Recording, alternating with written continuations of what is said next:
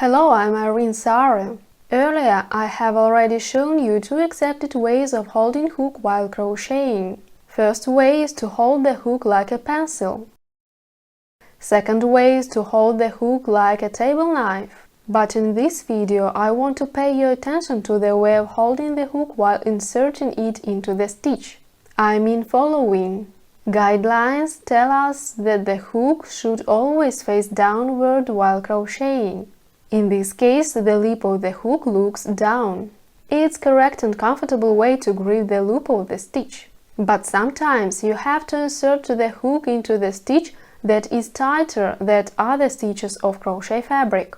Items sometimes include such tight places where it is difficult to grip the loop of the stitch.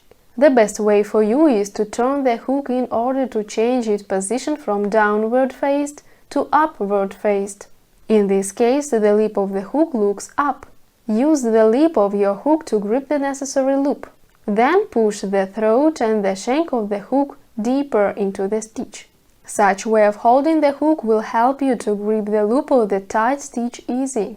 While crocheting, choose the suitable way of holding the hook among these. Like this video and subscribe to my channel.